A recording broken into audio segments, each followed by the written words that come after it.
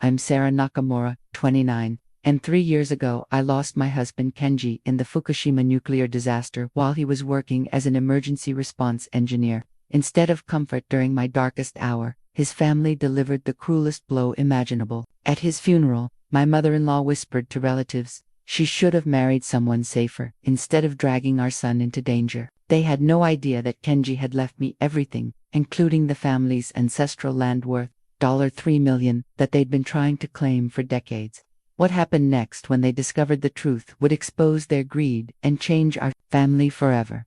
Before we jump back in, tell me where you're tuning in from, and if this story touches you, make sure you're subscribed because tomorrow, I've saved something extra special for you. If you've ever been blamed for a tragedy that wasn't your fault, hit that like button and let's dive into this story together. Let me take you back to where it all began. 5 years before that devastating day, I was a graduate student in international relations at Tokyo University, spending most of my time buried in translation work to pay for my studies.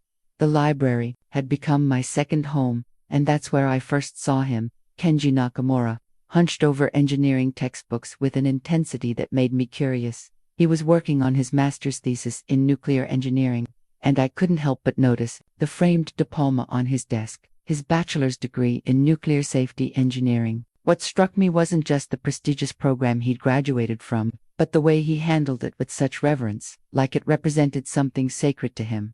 Our first conversation happened over terrible vending machine coffee. I was struggling with some technical Japanese terms in a document I was translating for a European energy company, and he overheard my frustrated muttering. "Excuse me," he said in careful English, "but I think I can help with those terms." That's how I learned about Kenji's passion. He wasn't just studying nuclear engineering for a career. He genuinely believed nuclear energy could be made safer, cleaner, more reliable. He'd grown up hearing stories about Hiroshima from his grandfather, and instead of turning him away from nuclear science, it had driven him toward it. "If we're going to live with this technology," he told me that first day, "we have an obligation to make it as safe as possible." I was captivated by his dedication. While other graduate students complained about their coursework, Kenji talked about reactor safety protocols with the enthusiasm most people reserved for their hobbies. He showed me his research on improved containment systems, emergency response procedures, and radiation monitoring. His eyes lit up when he explained how new technologies could prevent the kind of catastrophes that had haunted Japan's nuclear history. Our relationship developed slowly, built on long conversations in that library corner. I'd help him polish his English for international conferences, and he'd explain the technical aspects of nuclear safety that I encountered in my translation work. We complemented each other perfectly, my language skills opening doors for his research, his engineering expertise helping me understand the documents I was working with. Kenji was different from any man I'd dated. He was methodical, thoughtful, always considering the long-term consequences of his decisions. When he asked me out for our first real date, he'd researched 3 different restaurants and had backup plans in case any of them were closed. It should have felt controlling, but instead it felt caring. He wanted everything to be perfect because he valued our time together. 6 months into our relationship, he brought me to his family home for the first time. That's when I should have seen the warning signs. The Nakamura family home was everything I'd expected from Kenji's descriptions: traditional, immaculate, and intimidating. As we approached the entrance, Kenji squeezed my hand and whispered, "Just be yourself, they'll love you." His mother Michiko greeted us at the door wearing a perfectly pressed kimono. She was a small woman in her early 60s, but her presence filled the room. "Welcome," she said in formal Japanese, bowing precisely. When I responded in my still imperfect Japanese, I caught the briefest flicker of disapproval cross her face. The living room was dominated by a low table surrounded by zabuton cushions, and in the center sat an exquisite traditional tea set, delicate porcelain painted with cherry blossoms, obviously a family heirloom. Michiko noticed me admiring it and said, "This belonged to my grandmother. It's been in our family for 4 generations." "It's beautiful," I replied in Japanese, hoping my pronunciation was correct. "Tea ceremony is very important in Japanese culture," she continued, switching to English with perfect pronunciation. "It requires years of study to understand properly, not something that can be learned quickly." The message was clear, though Kenji seemed oblivious to the subtle dig. His father Hiroshi was more direct in his politeness, asking about my studies, my family background, my plans after graduation. But even his questions felt like an interview, rather than getting to know you conversation. Sarah is an excellent translator, Kenji said proudly. She's already working with several international companies. How nice, Michiko replied, pouring tea with practiced precision. And your parents, what do they do? My father is a high school history teacher, and my mother works part-time at a library, I answered. The silence that followed was deafening. In Japan, where family background and social status carry enormous weight, I had just revealed that I came from decidedly middle-class origins. Hiroshi cleared his throat and changed the subject to Kenji's research. Kenji's sister Yuki arrived, halfway through our visit. She was 25, unmarried, and still living at home, something that clearly frustrated her. She greeted me with a smile that didn't reach her eyes. So, you're the American girlfriend, she said in English, though I'd been introduced as Canadian. Actually, I'm from Canada, I corrected gently. Oh, same thing, she waved dismissively. Western, anyway. How interesting that Kenji chose someone so different. The word different hung in the air like a challenge. I felt Kenji tense beside me, but before he could respond, Michiko smoothly redirected the conversation to family updates and local news. Throughout the afternoon, I tried my best to participate in their world. I asked about family traditions, complimented their home, and attempted to show interest in their community activities, but every effort felt like it was being evaluated and found wanting. When we prepared to leave, Michiko walked us to the door. Sarah, she said, placing a hand on my arm, you must understand that family is very important to us. We have certain expectations. I nodded, not trusting myself to speak. As we walked to the train station, Kenji was unusually quiet.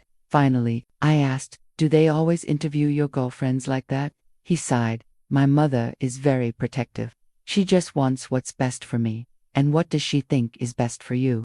Someone who understands our traditions, our way of life. He stopped walking and turned to face me. But Sarah, I don't care what they think. I care about you. I wanted to believe him, but the seed of doubt had been planted. As the train carried us back to Tokyo, I stared out the window and wondered if love would be enough to bridge the gap between our worlds. 2 years later, when Kenji proposed, I thought we'd overcome the family hurdles. His proposal was perfect. He'd learned enough English to recite a poem he'd written himself. And the ring was a simple but elegant solitaire that caught the light beautifully. When I said yes, I felt like we could conquer anything together. The wedding planning proved me wrong. We need to discuss the ceremony, Michiko announced during our second meeting about wedding arrangements. She'd invited us to the family home, and once again, that traditional tea set dominated the conversation area, as if reminding me of all the customs I'd never fully master. I was thinking we could have both ceremonies, I suggested hopefully, a traditional Japanese ceremony for your family, and a smaller Western-style celebration for mine. Michiko's expression remained pleasant, but her voice carried steel. That seems excessive and confusing for our guests. In our family, we believe in honoring our traditions properly. But Sarah's family is flying in from Canada, Kenji pointed out. They won't understand a traditional ceremony. Then perhaps they should learn, Yuki interjected from her corner. When in Rome, as they say, I felt my cheeks burn. I'm not asking to change your traditions. I just want my family to be able to participate in our wedding. Of course they can participate, Michiko said smoothly. They can observe. It will be a wonderful cultural experience for them. Kenji shifted uncomfortably beside me. Mother, I think Sarah's suggestion is reasonable. Many couples today have mixed ceremonies. Many couples today don't understand the importance of maintaining cultural heritage. Hiroshi spoke up for the first time. If you're going to be part of this family, Sarah, you need to embrace what that means. The conversation continued for 2 hours, with every suggestion I made being politely but firmly rejected. Traditional venue only, traditional attire only, traditional vows only. When I asked about incorporating even one small element from my background, perhaps a reading from Canadian literature that had special meaning to Kenji and me, Michiko smiled that cold smile. We wouldn't want to confuse our guests with unfamiliar customs. By the time we left that day, I felt exhausted and defeated. The marriage certificate we'd need to file after the ceremony felt like a lifeline, at least legally. Our union would be recognized regardless of how the ceremony went. Maybe we should just elope, I suggested to Kenji on the train home. Sarah, no. This is important to them. It's important to me that we do this right. Right according to whom? He was quiet for a long moment. I know they're being difficult, but once we're married, once they see how happy we are together, they'll come around. I wanted to believe him. I really did. The final straw came 3 weeks before the wedding. My parents had arrived in Tokyo, excited and nervous about the ceremony. I'd tried to prepare them for the cultural differences, but nothing could have prepared them for the family dinner Michiko had organized. So, you're Sarah's parents, Michiko said in careful English, greeting my mom and dad at the restaurant she'd chosen. Welcome to Japan. Thank you so much for including us, my mother replied warmly. We're so excited about the wedding. Yes, it will be a traditional ceremony. Very important for Kenji's future in our community. My father, never one to miss, subtext, raised an eyebrow, and Sarah's future, of course, Michiko smiled. She will learn to adapt. The dinner was a masterclass in polite hostility. Every comment my parents made about Canadian traditions or their excitement about the wedding was met with subtle redirections back to Japanese customs. When my mother mentioned how beautiful I'd looked in my grandmother's wedding dress during a fitting, Yuki laughed. Oh, but she'll be wearing a traditional shiromuku, of course. Much more appropriate. I thought we were doing both, my mother said, confused. Plans change, Michiko said simply. That night, in our hotel room, my parents expressed their concerns. Honey, are you sure about this? My mother asked gently. They don't seem to, appreciate you. They're just traditional. I defended weakly. There's traditional, and there's dismissive, my father said bluntly. I'm worried about how they'll treat you after the wedding. Their words echoed my own fears, but I was in too deep to back out now. The invitations were sent, the venue booked, the dress ordered. More than that, I loved Kenji, and I believed that love would be enough. The wedding day arrived with typical spring weather, alternating between sunshine and rain, as if the sky couldn't decide how to feel about our union. As I stood in the traditional silk shiromuku, heavy with embroidered cranes and symbols of good fortune, I caught my reflection in the mirror. I looked beautiful, but I didn't look like myself. The ceremony was flawless from a traditional standpoint. Every bow, every ritual, every spoken word followed centuries of custom. But as I recited vows in formal Japanese, words I'd memorized but didn't feel in my heart, I felt like I was watching someone else's wedding. My parents sat in the back, respectfully quiet but clearly lost. Kenji's family filled the front rows, nodding approvingly at each traditional element. And I stood there, caught between two worlds, belonging fully to neither. When the officiant declared us married and we exchanged rings, Kenji's smile was radiant. We did it, he whispered in English. Yes, I whispered back, clutching the marriage certificate that would be filed the next day. We did. But as we posed for photos with his family, Michiko's words to the photographer still ring in my memory. Make sure to capture the traditional elements. This is how a proper Japanese wedding should look, not our wedding. A proper Japanese wedding. I was already being erased from my own story. The keys to our first apartment felt like freedom in my palm.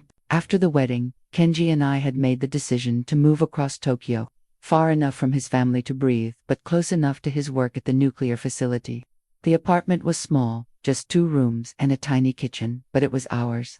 Finally, Kenji said as we stood in our empty living room, boxers stacked around us, our own space. I'd never realized how much I'd been holding my breath until that moment. Away from his family's constant scrutiny, I could finally relax into being myself. Again, I could cook the foods I enjoyed, speak English when I wanted to, and wear jeans around the house without commentary about proper attire for a married woman. The first few months were blissful. Kenji would come home from the nuclear plant with stories about new safety protocols they were implementing. His eyes bright with the same passion I'd fallen in love with in the library. I was building my translation business, working with energy companies across Europe and North America who needed technical documents converted between Japanese and English. You know what's funny? I told him one evening as we sat on our tiny balcony, sharing a beer and watching the sunset. Your family thinks I don't understand Japanese culture. But half my clients are Japanese companies trying to expand internationally. I'm literally bridging cultures for a living. Their loss, he said, pulling me closer. You're exactly what Japan needs, someone who can connect us to the world while respecting who we are. That's when I knew I'd married the right man. Kenji saw my bicultural identity as a strength, not a flaw to be corrected. 6 months after we moved in, Kenji got promoted to senior nuclear engineer at Fukushima Daiichi. The promotion came with a significant salary increase and, more importantly, greater responsibility for safety protocols. He'd be working directly with the emergency response team, developing procedures for worst-case scenarios. I'm scared, I admitted the night before he started his new position. Nuclear power plants aren't exactly known for being safe. That's exactly why I need to be there, he said seriously. Every safety protocol I help develop, every emergency procedure I improve, it could save lives someday, maybe hundreds of lives. I understood his passion, but I couldn't shake my worry. Still, I supported him because I believed in him, and because I could see how much this work meant to him. My business was thriving too. Word had spread about my technical translation skills, and I was working with clients from Germany, France, Canada, and the United States. The irony wasn't lost on me while Kenji's family saw me as an outsider who didn't belong. The international business community valued my ability to navigate between cultures. We should start thinking about the future, Kenji said one evening, as we walked through a park near our apartment. Children, maybe. The thought both excited and terrified me. What kind of life would we give them? Your family still barely tolerates me. Our children won't need their approval, he said firmly. They'll have parents who love them and teach them to be proud of both sides of their heritage. We started trying for a baby that spring. Every month that passed without success was a small disappointment, but we were young and optimistic. We had time. The distance from his family had been good for our marriage, but it came with consequences. Michiko called less frequently, and, when she did, her conversations were formal and brief. Yuki stopped calling altogether. Hiroshi sent polite birthday cards but nothing more personal. They're punishing us for our independence, I observed after a particularly cold phone call from Michiko. Let them, Kenji said. We're building something better than what they offered. He was right. Our little apartment had become a sanctuary, where we could be ourselves without judgment. I taught him Canadian card games, and he taught me to make proper miso soup. We watched Western movies with Japanese subtitles and Japanese dramas with English subtitles, laughing at the cultural misunderstandings in both. Some evenings, Kenji would spread his work papers across our kitchen table, showing me the latest safety improvements he was working on: reactor temperature monitoring systems, emergency cooling protocols, radiation containment procedures, all of it designed to prevent catastrophic failures. Look at this, he'd say, pointing to technical diagrams. If we can reduce the response time by even 30 seconds, we could prevent a complete meltdown. I'd help him translate technical documents from English-speaking nuclear facilities, learning about international best practices that he could adapt for Japanese plants. We were a team in every sense of the word. The first crack in our peaceful bubble came about a year after we'd moved. Kenji's grandfather, Hiroshi's father, passed away suddenly. At the funeral, the family's coldness toward me was more pronounced than ever. I stood beside Kenji during the ceremony, but I felt invisible. Afterward, at the family gathering, I overheard Michiko talking to a relative. Kenji's wife doesn't really understand our ways. It's unfortunate, but these international marriages rarely work out. Kenji didn't hear her, but I did. The words stung because they contained a kernel of truth. I was still learning, still adapting, still feeling like an outsider looking in. That night, in our apartment, I asked Kenji directly, "Do you ever regret marrying me?" "Never," he said, without hesitation. "You're the best thing that ever happened to me. But your family, my family, will come around eventually. And if they don't, that's their choice. But Sarah, you are my family now. You and whatever children we have, that's what matters." I believed him because I needed to believe him. And for the next few months, as we settled back into our routine, I almost forgot about the tensions with his family. Then March 11th, 2011, arrived, and everything changed forever. March 11th, 2011 started like any other Friday. Kenji left for work at 6:30 a.m., kissing me goodbye and reminding me to submit the quarterly tax paperwork for my business.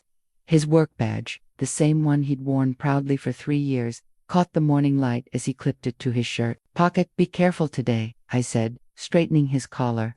It was something I said every morning, but today it felt more important somehow. "Always am." He replied with that smile that made my heart skip. Love you. Love you too. I spent the morning working on a complex technical translation for a German engineering firm. Documents about advanced reactor cooling systems. The irony would haunt me later. While I was translating safety protocols, Kenji was living them. At 2:46 p.m., I was reviewing my work when the world started shaking. Living in Japan, you get used to earthquakes. Small tremors are part of daily life, barely worth mentioning. But this was different. This was violent. Angry, like the earth itself was trying to tear apart. I grabbed onto my desk as books tumbled from shelves and dishes crashed in the kitchen.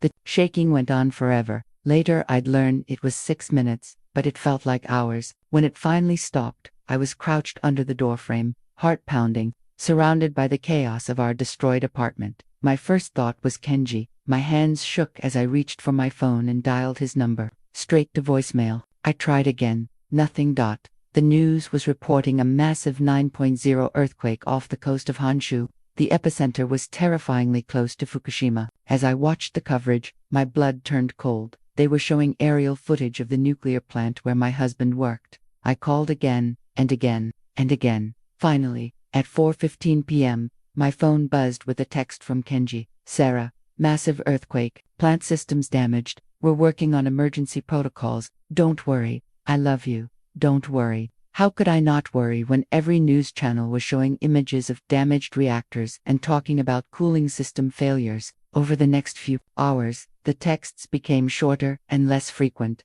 5:23 p.m. Power out. Running on backup generators. Emergency team activated. 7:41 p.m. Cooling systems compromised. Working on solutions. Still safe.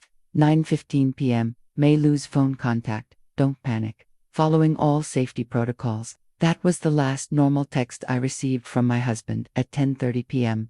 One final message came through. Sarah, if something happens, know that I love you more than life itself. Everything I do today is to protect people like you. Be strong. Take care of yourself. You are my everything. I stared at that message until the words blurred through my tears. This wasn't just a work update, this was goodbye. I called him immediately. No answer. I called the plant's main number. Busy. I called the emergency contact line they'd given families. Busy. Every official channel was overwhelmed or offline. The television showed increasingly terrifying images. Explosions at the plant. White smoke billowing from reactor buildings. Officials using words like meltdown and radiation release. International news crews were calling it a disaster, comparable to Chernobyl. Somewhere in that chaos was my husband, the man who'd dedicated his career to preventing exactly this kind of catastrophe. I spent the night glued to every news source I could find, refreshing my phone constantly, hoping for another message from Kenji. The apartment felt impossibly quiet without him, like the silence itself was mocking me. By morning, the situation had deteriorated further. 3 reactor buildings had experienced explosions, radiation levels were spiking. The government had ordered evacuations in an expanding radius around the plant. But still, no word from Kenji. I called his family for the first time in months. Michiko answered on the 3rd ring. Sarah, her voice was sharp with tension. Have you heard from Kenji? No, we're watching the news. This is terrible. I'm scared, Michiko. His last message sounded like ... like what? Like goodbye. There was a long pause. He's a smart boy. He'll find a way to stay safe. But even as she said it, I could hear the fear in her voice. For all our differences, we both loved Kenji. In that moment, our shared terror almost brought us together. I'll call if I hear anything, she said before hanging up. The waiting was torture. Every hour that passed without contact made the worst-case scenario seem more likely. I found myself bargaining with whatever powers might be listening. I'd do anything, sacrifice anything, if they'd just bring Kenji home safely. On the 3rd day, as I sat surrounded by takeout containers and empty coffee cups, my phone rang. Unknown number, double quotes, Mrs. Nakamura. Yes, this is Dr. Tanaka from Fukushima Medical Center. I'm calling about your husband, Kenji Nakamura. The world stopped spinning. Is he, I couldn't finish the sentence. Ma'am, I'm very sorry, but your husband was exposed to extremely high levels of radiation while working to stabilize Reactor 3. He's been transported to Tokyo University Hospital for treatment. but his condition is critical. Critical. Not dead. Not yet. I'm coming, I said, already grabbing my keys.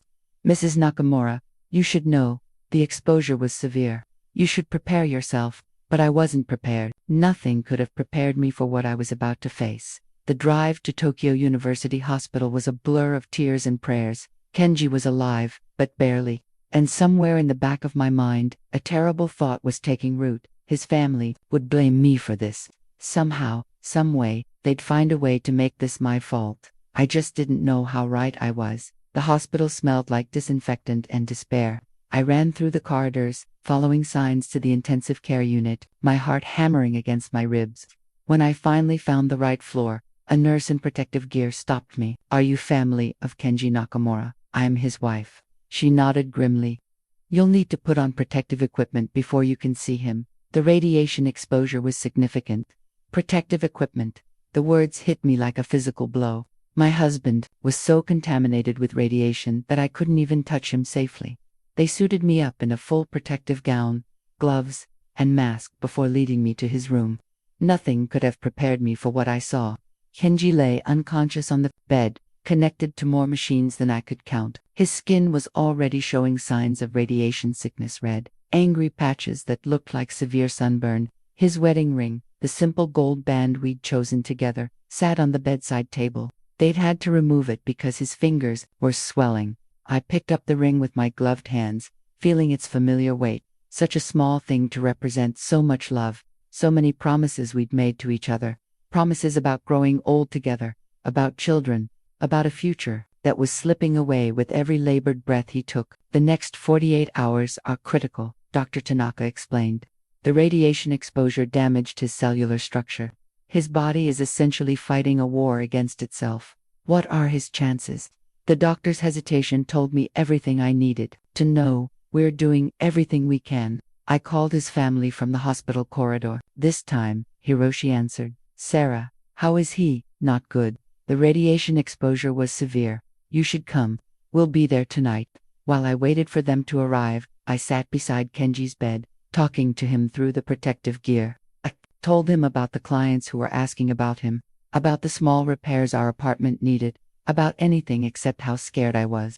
The machines beeped steadily, the only sign that he was still fighting. The media coverage of the disaster was relentless. Every news channel showed the same footage. Explosions at the plant, workers in hazmat suits, government officials using words like unprecedented and catastrophic. International reporters were calling the plant workers heroes, sacrificing themselves to prevent an even greater disaster. My husband was one of those heroes. But all I wanted was for him to be selfish for once, to have run away instead of staying to help, to have chosen me over duty. When his family arrived, the dynamic in the waiting room shifted immediately. Michiko, Hiroshi, and Yuki clustered together, speaking in rapid Japanese, occasionally glancing at me like I was an outsider, intruding on their grief, which, in their minds, I probably was. The doctors say he was trying to restore cooling to Reactor 3, Hiroshi told me, his voice hollow. He stayed behind when other workers evacuated. That sounds like him, I said softly. He always said his job was to protect people. He shouldn't have been there, Yuki said suddenly. Nuclear work is too dangerous. He should have chosen a safer career.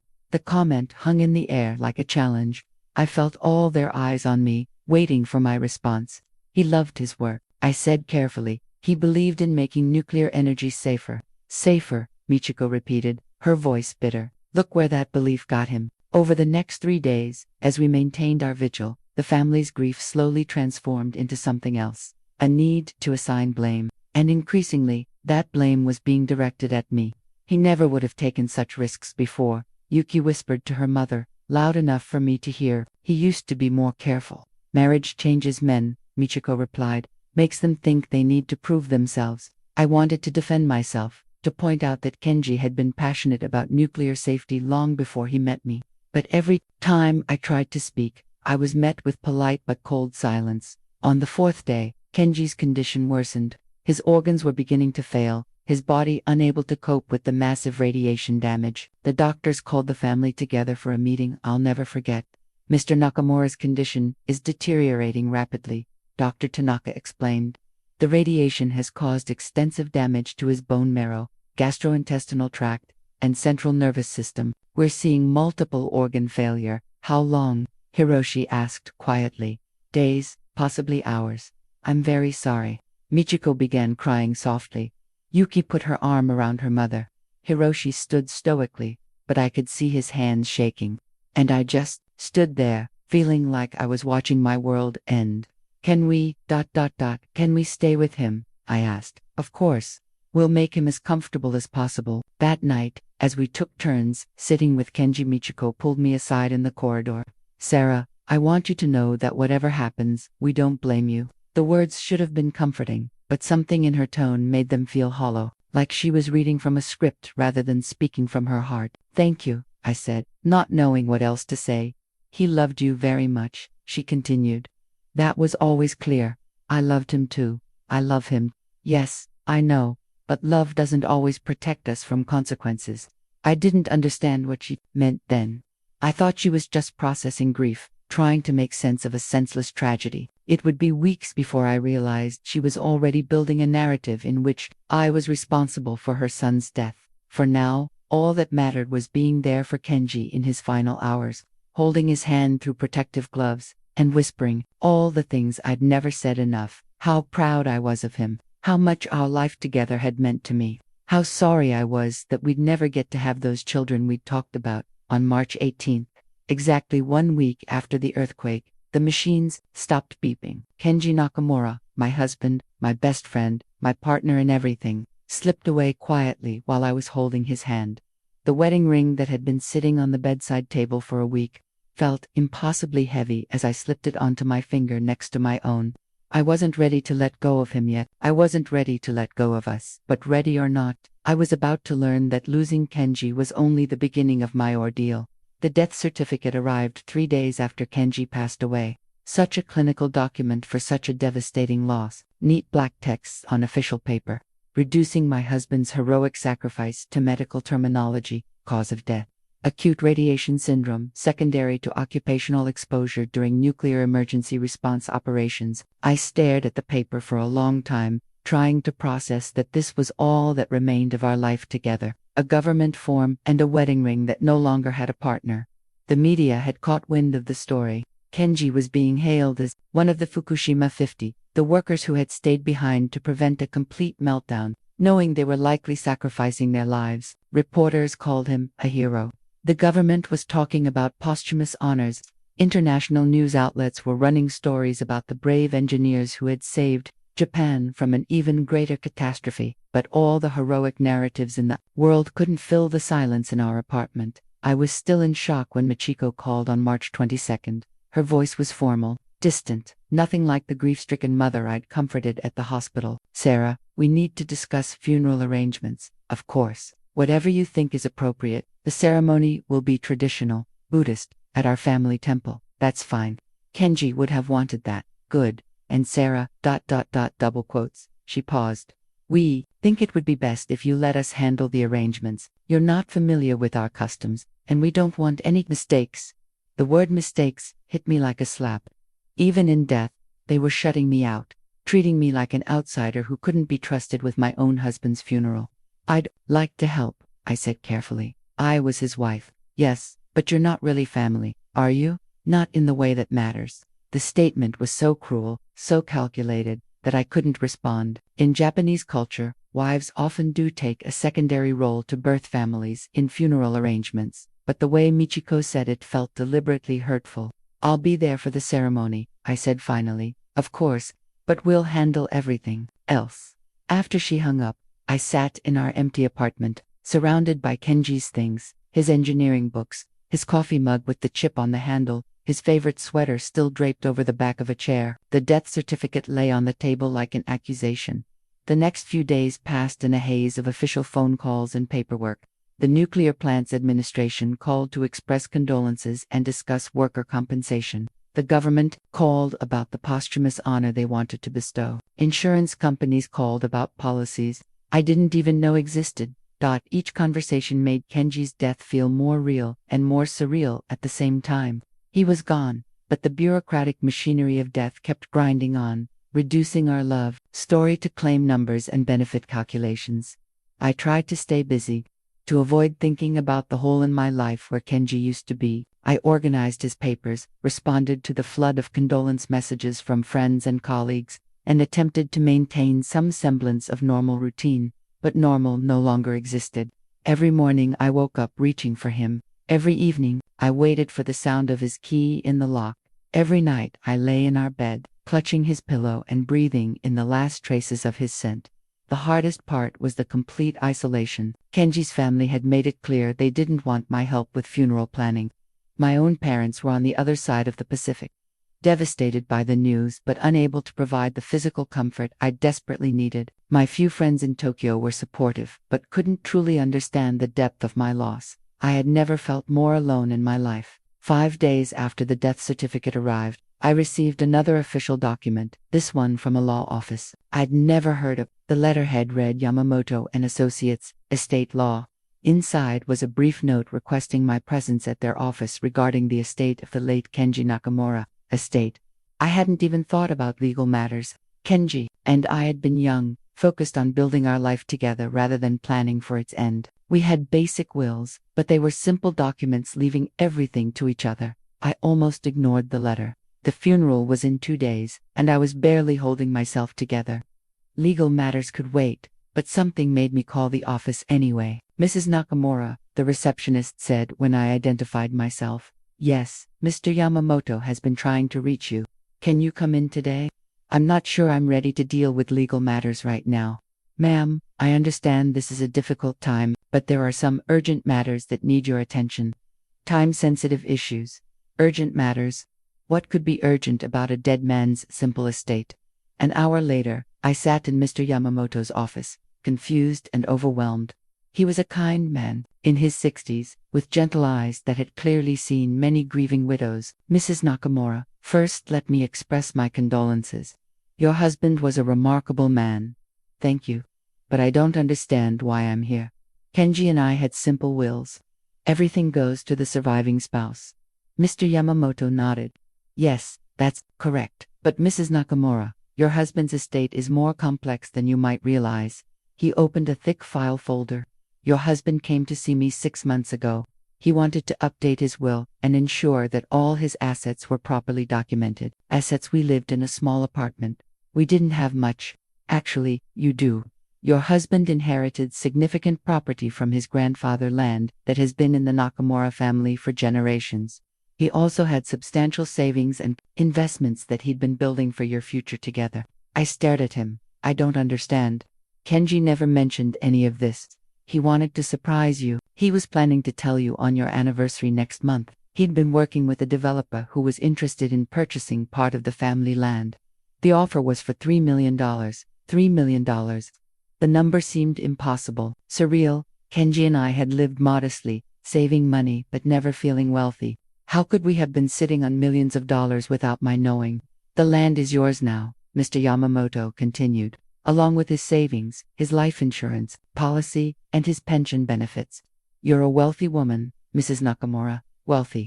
The word felt obscene. I didn't want to be wealthy. I wanted my husband back. Does his family know about this? Mr. Yamamoto's expression grew carefully neutral. Not yet. Your husband specifically requested that the will reading be private, with you alone, before any family notifications. Why? He mentioned that there might be complications with his family regarding the inheritance. He wanted to make sure you understood your rights before anyone else became involved. Even in death, Kenji was trying to protect me. But protect me from what? I was about to find out. The funeral guest book sat on a small table at the entrance to the temple, its pages filling with names of people who had come to honor Kenji's memory. Colleagues from the nuclear plant, neighbors from his childhood, university friends, distant relatives, all signing their names in careful brushstrokes, expressing condolences in formal Japanese script. I signed my name too, Sarah Nakamura. But, as I looked at the other signatures, I felt like an outsider at my own husband's funeral. The temple was beautiful in its simplicity, all dark wood and soft lighting, filled with the scent of incense and grief. Kenji's photograph sat surrounded by white flowers, looking impossibly young and hopeful. It was the same photo we'd used for our wedding announcements, him in his best suit. Smiling like he had the whole world ahead of him, I sat in the front row, wearing the black dress I'd worn to exactly one other funeral in my life, my grandmother's, 3 years ago. Everything about this moment felt surreal. Like I was watching someone else's tragedy unfold. Michiko sat to my left, dressed in traditional mourning attire, accepting condolences with the grace of a woman who understood exactly how these ceremonies should proceed. Hiroshi and Yuki flanked her other side, presenting a united front of proper Japanese grief. I felt like a prop in their perfectly orchestrated performance. The ceremony was conducted entirely in formal Japanese, much of which went over my head. I caught fragments, words about honor, sacrifice, family duty, but the nuances of the priest's eulogy were lost to me. Another reminder that even in death, I was excluded from fully understanding my husband's world. As mourners filed past to pay their respects, I heard whispered conversations. Such a tragedy, so young. A hero, really, staying to help during the disaster. His poor family, what a loss. Family, always his family, never our family.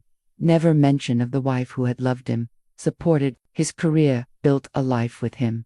The moment that would haunt me forever came during the reception. After the ceremony, I was standing near the refreshment table, accepting condolences from Kenji's colleagues, when I overheard Michiko talking to her sister. "It's such a shame," Michiko said, her voice carrying that particular tone of false sympathy that cuts deeper than outright hostility. If only he'd made different choices. "What do you mean?" her sister asked. Michiko glanced around, making sure I was within hearing distance before continuing. "Well, he never would have taken such risks before he married her. He was always so careful, so thoughtful about safety." "You think his wife influenced him? She should have married someone safer instead of dragging our son into danger," Mi said, her voice dropping to what she probably thought was a whisper. "These international marriages, the foreign wives don't understand the responsibilities that come with Japanese husbands." The words hit me like a physical blow. She was blaming me for Kenji's death, for his choice to stay and help during the disaster, for his dedication to a job he'd loved long before he ever met me. I stood there, clutching my teacup, feeling like everyone in the room was suddenly staring at me. The rational part of my mind knew that Kenji's heroism was entirely his own choice, that he'd been passionate about nuclear safety since college, that he'd stayed at the plant because that's who he was, a man who put others' safety before his own. But grief isn't rational, and neither was the guilt that started eating away at me. What if she was right?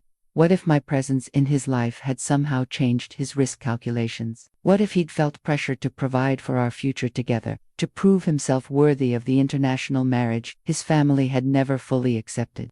I excused myself and fled to the bathroom, where I sat in a stall and cried silently, biting my knuckle to keep from making noise. My husband was dead. I was surrounded by people who blamed me for his death, and I was more alone than I'd ever been in my life. When I emerged, I found Yuki waiting by the sinks. "Sarah," she said, her voice gentler than I'd expected. "I heard what my mother said. It's fine. I lied. People say things when they're grieving. She's not wrong though." I stared at her. "Excuse me, Kenji was different after he married you. More ambitious, more willing to take risks. Before, he would have followed evacuation orders. But after the wedding, he started talking about proving himself, about building a future worthy of his international wife." The accusation was delivered so calmly, so matter-of-factly, that it took me a moment to process its cruelty. "Kenji stayed because he was trying to prevent a nuclear catastrophe," I said, my voice shaking. "He stayed because that's who he was, someone who put others first. Maybe. Or maybe he stayed because he felt he had something to prove." Yuki left me standing there, staring at my reflection in the bathroom mirror. I looked like a ghost, pale, hollow-eyed, lost, and for the first time since Kenji's death, I wondered if they were right. If somehow, my presence in his life had contributed to his death. The rest of the reception passed in a blur. People offered condolences that felt increasingly hollow. Kenji's family accepted sympathy while subtly distancing themselves from me. I signed the guest book one more time on my way out. Next to all those other names, people who belonged in this world in a way I never would. As I walked to my car, I heard Michiko talking to a group of relatives by the temple entrance. "We'll take care of everything, of course," she was saying. "The family property, the arrangements, all of it. Poor Sarah doesn't really understand how these things work in Japan." Family property. My blood ran cold as I remembered Mr. Young. Words about Kenji's inheritance. Did they know? Had they already started planning to claim what was legally mine? I sat in my car for a long time before driving home, staring at the temple where I'd just buried my husband while his family spoke about me like I was a temporary inconvenience they'd soon be rid of.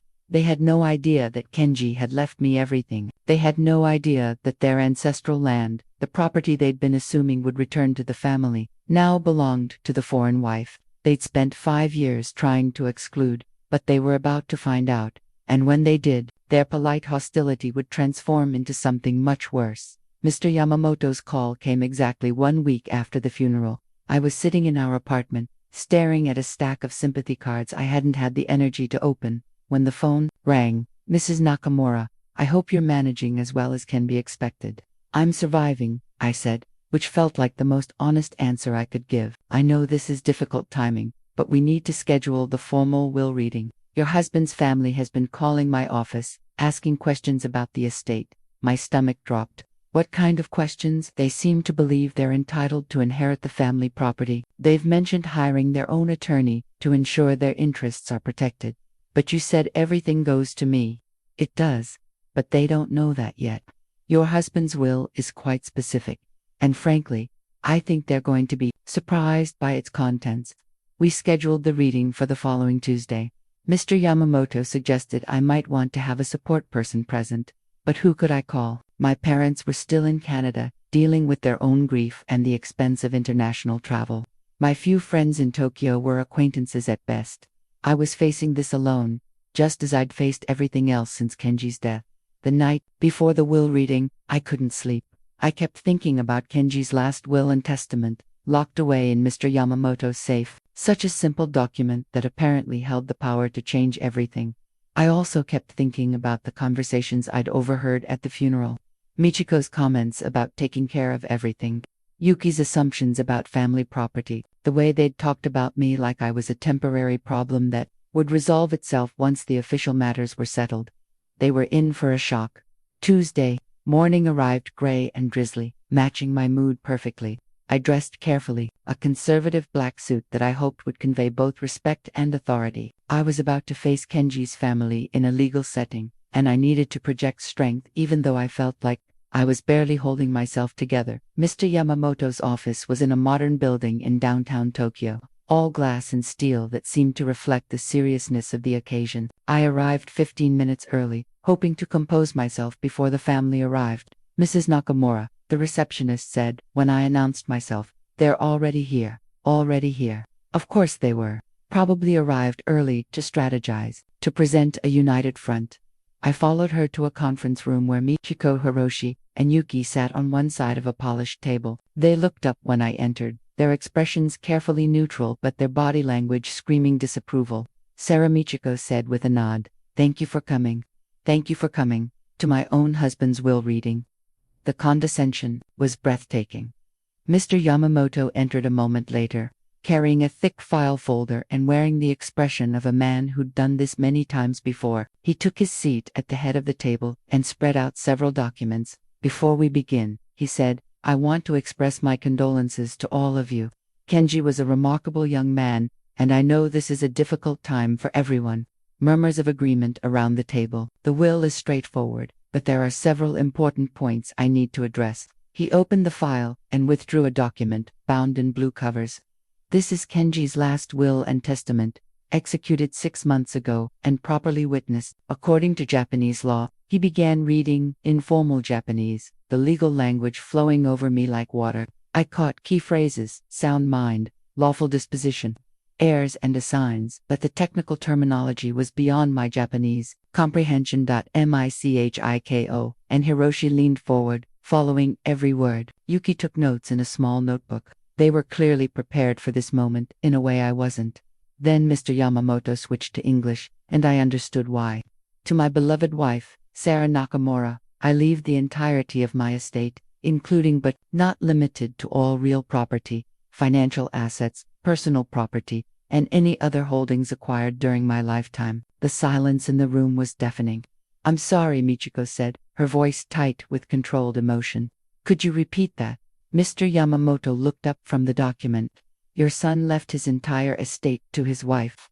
This includes the family, land in Iwaki, his savings and investments, his life insurance policies, and all personal property. But the family land, Hiroshi said, his voice rising. That's been in our family for generations. It can't just go to BAFTA. He gestured at me without finishing the sentence. The land was legally transferred to Kenji when his grandfather passed away 2 years ago. Mr. Yamamoto explained patiently. As the legal owner, he had the right to dispose of it as he saw fit.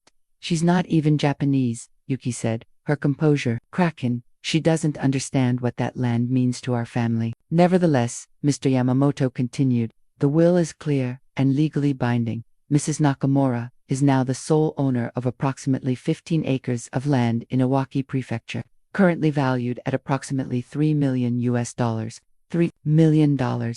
Hearing the number out loud made it feel real for the first time. I was wealthy. Kenji's death had made me wealthy. The irony was sickening. There must be some mistake, Michiko said, but her voice lacked conviction. She was beginning to understand that there was no mistake, that her son had deliberately excluded his birth family from his estate. There's no mistake, Mr. Yamamoto said gently. Kenji was very specific about his intentions. He also left a personal letter for his wife, to be read privately. A letter. Even in death, Kenji was still trying to take care of me. This is unacceptable, Hiroshi said, standing abruptly. We'll contest the will. A man doesn't cut off his own family for a foreign wife. You're certainly entitled to contest it, Mr. Yamamoto replied, but I should warn you that the will is ironclad. Kenji was very thorough in his planning. We'll see about that, Michiko said, her mask of politeness finally slipping. She looked at me with undisguised hostility. You may have manipulated our son into writing this will, but you won't get away with stealing our family's heritage. I didn't manipulate anyone, I said, finding my voice for the first time since the reading began. I didn't even know about any of this until after Kenji died. Convenient, Yuki muttered. Mr. Yamamoto cleared his throat. If I may continue, there are a few more provisions in the will that you should be aware of. He turned to a new page. Kenji also established a trust fund for any future children he and Sarah might have had, and he made specific provisions for his wife's financial security, including detailed instructions about the management of the estate. Children, Michiko said, bitterly, foreign children who would never understand their Japanese heritage. The comment stung because it hit so close to a dream that would never be realized. Kenji and I had talked about children, about raising them to appreciate both cultures, about giving them the international perspective his family had always rejected. Furthermore, Mr. Yamamoto continued, Kenji included specific language about his family's history with the land, and his hopes that Sarah would honor the property's heritage while making her own decisions about its future. Her own decisions, Hiroshi repeated, about our ancestral land. It's her land now, Mr. Yamamoto said simply. The family exchanged glances that clearly communicated they had no intention of accepting this quietly. I could practically see the wheels turning as they calculated their next move. We'd like copies of all the documents, Michiko said, her voice returning to its usual controlled tone. For our attorney to review. Of course, I'll have everything prepared for you by tomorrow. They filed out without saying goodbye to me, their anger palpable in the conference room's suddenly oppressive atmosphere. I heard Yuki say something to her mother in rapid Japanese as they walked down the hallway, but I couldn't make out the words. When we were alone, Mr. Yamamoto handed me a sealed envelope with my name written in Kenji's careful handwriting. He wanted you to have this after the will reading, he said gently. Should I leave you alone to read it? I nodded, not trusting my voice. Alone in the conference room, I opened the envelope with shaking hands. Inside was a single sheet of paper covered with Kenji's neat writing. My dearest Sarah, if you're reading this, then I'm gone, and you're probably feeling confused and overwhelmed by everything you've just learned. I'm sorry I never told you about the inheritance while I was alive. I wanted to surprise you on our anniversary, to show you that we could build the life we'd always dreamed of. I know my family will be angry about my decision to leave everything to you. They've never understood that you are my family now, that the moment we married, you became the most important person in my world. The land, the money, all of it. I earned it through my work, and I want it to secure your future. Don't let them make you feel guilty for accepting what is rightfully yours. Don't let them convince you that you don't deserve it because you're not Japanese. or because you didn't grow up understanding our traditions. You are my wife, and that makes you more family than anyone else on earth. Use the money to build something beautiful, travel, start the translation business. You always talked about expanding internationally, help other people bridge cultures the way you helped me understand the world beyond Japan. And Sarah, please don't blame yourself for whatever happened to me. My work has always been dangerous, and my choice to stay during emergencies has nothing to do with you and everything to do with who I am. I would have made the same choices whether I was married or single, because that's what my conscience demanded. I love you more than words can express. Live a full life for both of us, forever. Yours, Kenji. I read the letter 3 times before the tears came. Even facing his own mortality, Kenji had been thinking about protecting me, preparing me for the battle I was about to face with his family. He was right about one thing: they were angry. And as I sat in that conference room, holding his final words to me, I realized this was just the beginning. The Nakamura family wasn't going to let $3 million slip away without a fight. But they had underestimated me. They thought I was a weak foreign widow who would crumble under pressure and hand over their rightful inheritance. They were about to learn how wrong they were. The phone call came at 6:47 a.m. the next morning, jolting me from the first decent sleep I'd had in weeks. Michiko's voice was ice-cold fury, barely contained by the veneer of politeness that Japanese culture demanded. Sarah, we need to talk. Good morning, Michiko. About what? Don't play games with me. You know exactly what this is about. I sat up, in bed, fully awake now. If you're referring to yesterday's will reading, I'm as surprised as you are. Surprised? She practically spat the word. You expect me to believe you had no idea about our family's land, about the money. I expect you to believe the truth. There was a long pause, filled with the sound of her controlled breathing. When she spoke again, her voice was different, harder, more calculating. We've spoken with our attorney. There are ways to challenge this will, ways to prove that Kenji wasn't in his right mind when he signed it. He was perfectly sane. He was protecting his wife's future. He was destroying his family's legacy for a woman who'll probably leave Japan the moment she gets her hands on our money. Our money. The possessiveness in her voice was striking. They'd already mentally claimed the inheritance, probably before Kenji was even buried. It's not your money, Michiko. It never was. That land has been in our family for 4 generations. My great-grandfather cleared it with his own hands. My grandfather planted every tree. My father maintained it through the war years. And now you think you can just waltz in and claim it because you've seduced our son. The accusation hung between us like a blade. I could hear the years of resentment, the cultural prejudice, the simple fact that they'd never accepted me as part of their family. I loved Kenji, I said quietly. I still love him. I never asked for any of this. Love, she laughed bitterly. You loved the idea of marrying into a respectable Japanese family. You loved the security it provided, but you never loved our son enough to truly become part of our world. That's not true, isn't it? When did you last visit our family shrine? When did you participate in our seasonal festivals? When did you ever show interest in learning our family's history? Her words stung because they contained fragments of truth. I had struggled to fully integrate into their traditional world, had sometimes felt like an outsider, observing customs I didn't completely understand. But that was different from not caring, from not loving Kenji. I did my best to fit in, I said. But you never made it easy. We shouldn't have had to make it easy. Respect is earned, not given.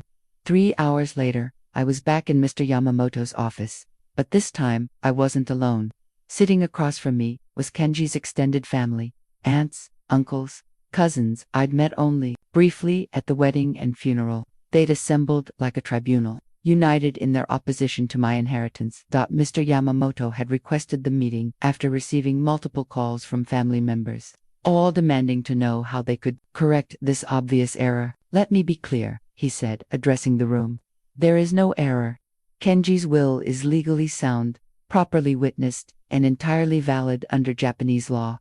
But surely there are provisions for family members, said Kenji's uncle, a stern man I'd never really spoken to.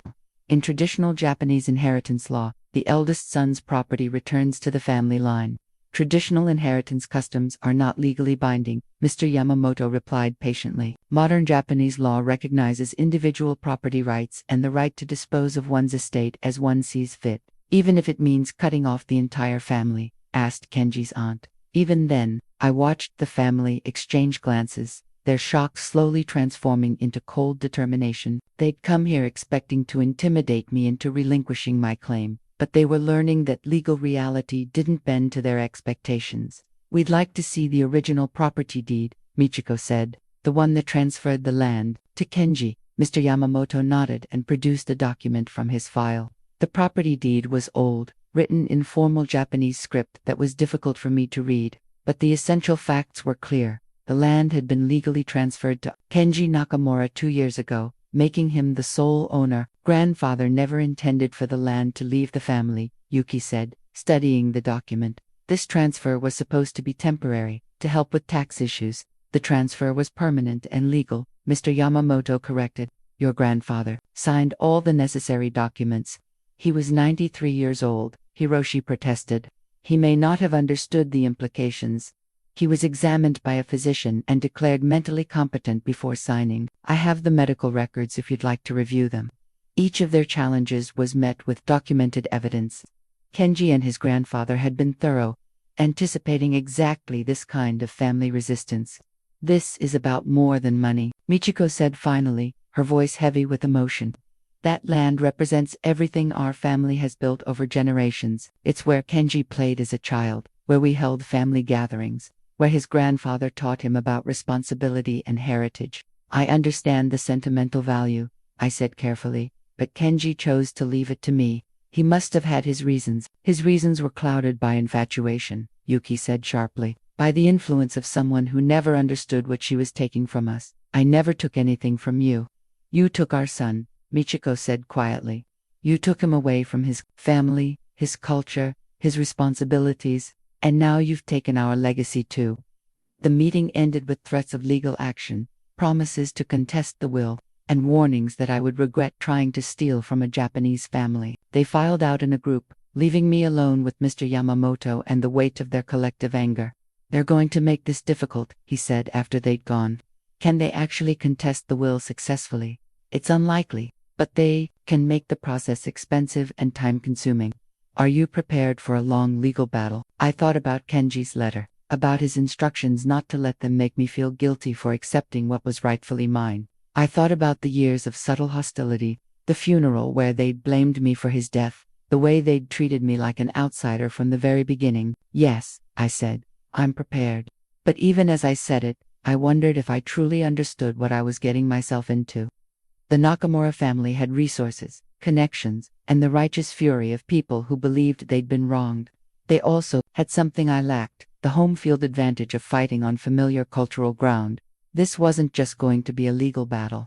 It was going to be a war. After the confrontation with Kenji's family, I knew I needed to understand exactly what I was dealing with. The next morning, I drove to the Iwaki Prefecture Land Registry office, determined to learn everything I could about the property that had suddenly become the center of a family war. The clerk was helpful but clearly puzzled by my request. Foreign widows don't typically show up asking for detailed land surveys and property histories, but my legal documents were in order, and I was the rightful owner. So she provided everything I asked for. The land survey documents were comprehensive, 15 acres of prime real estate about 2 hours from Tokyo, complete with topographical maps, soil reports, and zoning classifications. What I saw in those documents made my breath catch. The property wasn't just sentimental family land, it was incredibly valuable. "Excuse me," I said to the clerk, pointing to a notation on the survey. "What does this marking mean?" She looked at the document. "That indicates the land is zoned for commercial development. Very desirable for companies looking to build outside Tokyo, but still within commuting distance. Commercial development. Wonder the family was so desperate to get it back." I spent the next 3 hours poring over public records, piecing together a picture that made the family's fury make perfect sense. The land wasn't just worth $3 million as farmland. It was worth potentially much more if developed properly. But the real revelation came when I requested records of recent inquiries about the property. The clerk hesitated before producing a thick file. "There have been several development companies asking about this land over the past year," she said. "The owner would have received multiple offers." "What kind of offers?" She pulled out a letter dated just 3 months ago. This one was for $4.5 million. contingent on zoning approval for a mixed-use development, $4.5 million. Kenji had known exactly how valuable the land was when he made his will. He'd been protecting not just my future, but a significant fortune. I made copies of everything and drove home with my mind racing. The family wasn't just angry about losing sentimental property, they were furious about losing millions of dollars they'd probably been counting on. That evening, I spread all the documents across our dining table and started making phone calls. If I was going to fight this battle, I needed to understand all the angles. Yamada Development Corporation, a voice answered when I called the company that had made the largest offer. Hello, I'm calling about the Nakamura property in Iwaki. I understand you made an offer to purchase it. Yes, we did. Are you calling on behalf of the family? I'm Sarah Nakamura, the current owner. There was a pause. I see. We were told that the ownership was complicated due to a recent death in the family. It's not complicated. I inherited the property, and I'm the sole owner. Well, in that case, our offer still stands. We're very interested in that location for a resort and conference center development. A resort and conference center. The scope of their plans was much larger than I'd imagined. Can you tell me more about the project? It would be a significant development: hotel, conference facilities, recreational amenities. The location is perfect for business travelers who want to be near Tokyo, but in a more peaceful setting. We estimate the completed project would be worth over $20 million. $20 million. I hung up the phone, feeling dizzy. This wasn't just about family heritage. This was about a development opportunity that could transform the entire area. I called to other companies that had made inquiries. Both were interested in the property for major developments. One wanted to build a retirement community. The other was planning a technology park for startups wanting to locate outside Tokyo's expensive urban center. That every conversation made it clearer why the Nakamura family was so desperate to contest the will. They weren't just losing ancestral land, they were losing the chance to become very wealthy. But it also explained something else: why Kenji had been so secretive about the inheritance, and why he'd been so careful to ensure it would go to me, rather than his family. I found my answer in the last document I reviewed that night, a letter from Kenji to the Land Registry Office, filed just 4 months ago. In it, he'd formally declined several development offers, stating that he wanted to preserve the land's natural character and family heritage. His family had been pressuring him to sell. They'd been pushing him to accept one of the development offers, probably seeing dollar signs instead of the peaceful farmland where he'd played as a child. Kenji had refused. And now I understood why. He'd been so specific about leaving everything to me. He'd known his family would sell the moment they inherited it. By leaving it to me, he was ensuring that someone who loved him, not just his potential wealth, would decide its future. My phone rang, interrupting my thoughts. Unknown number.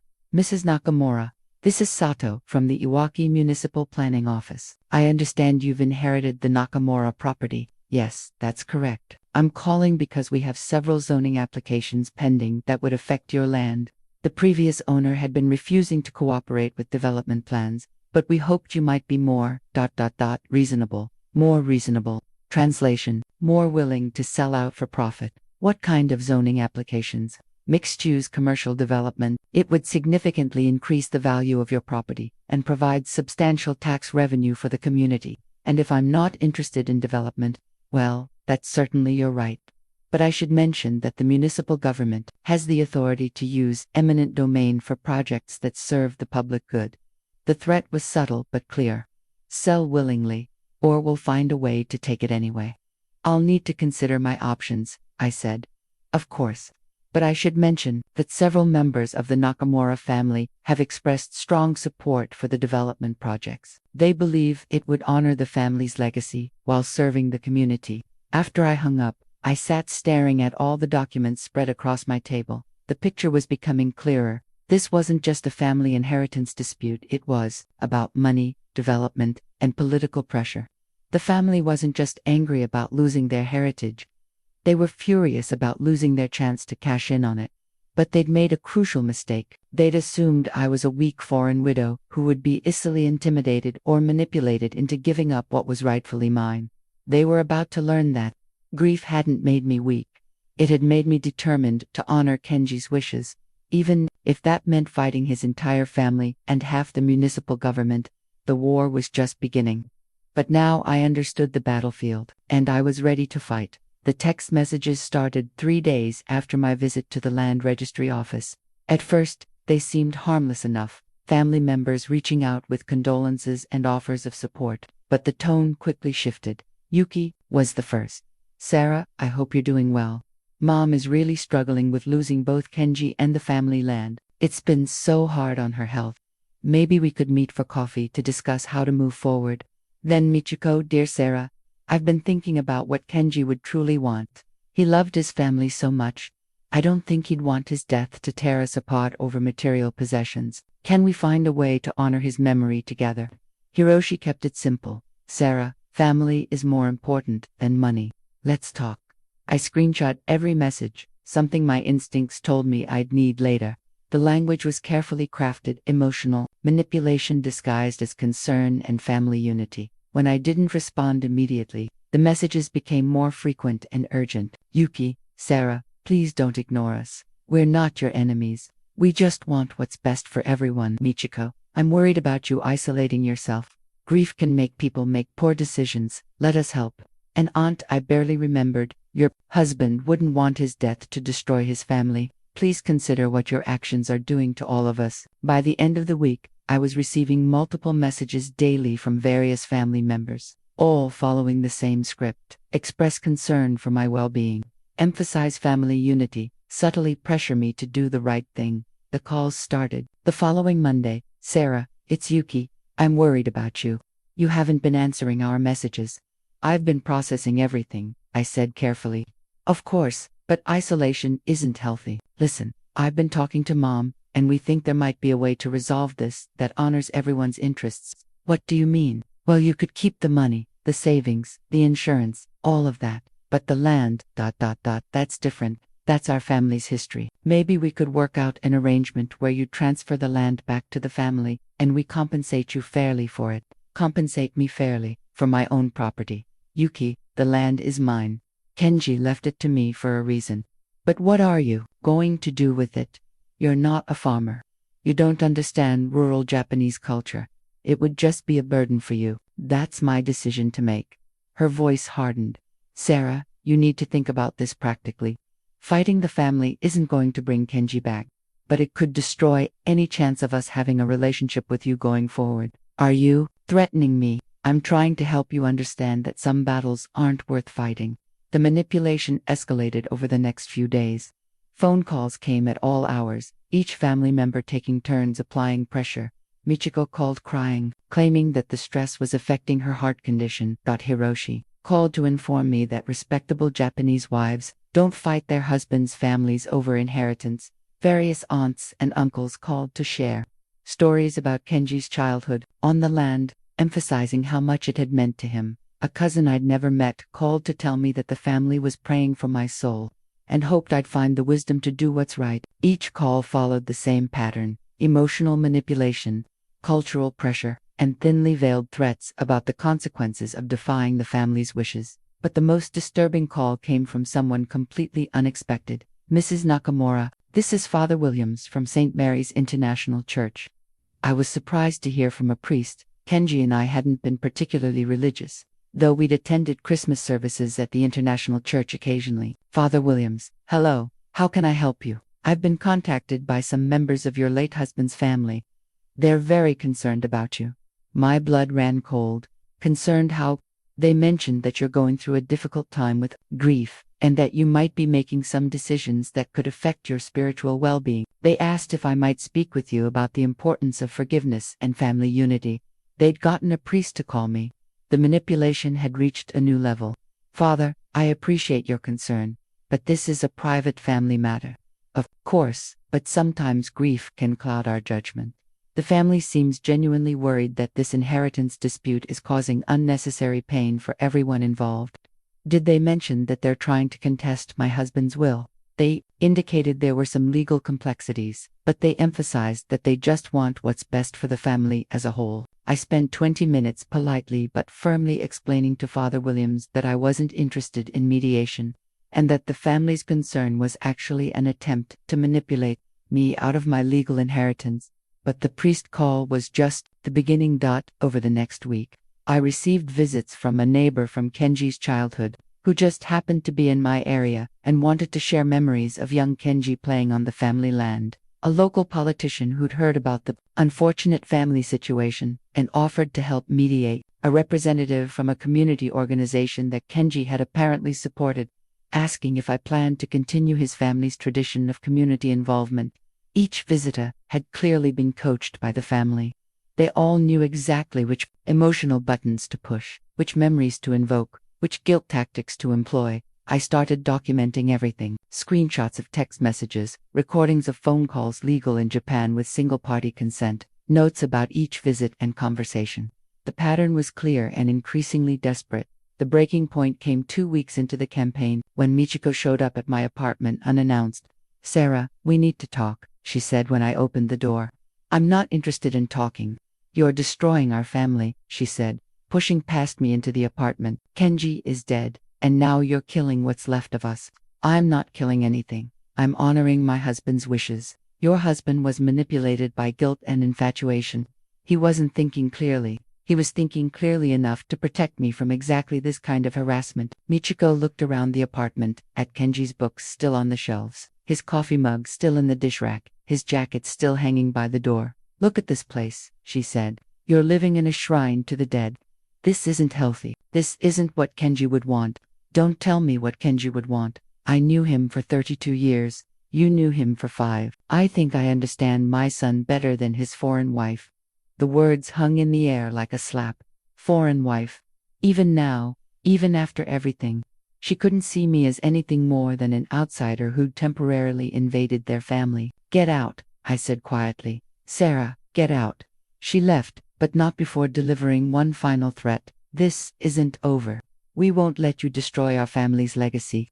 We have resources you can't imagine, and we're not afraid to use them."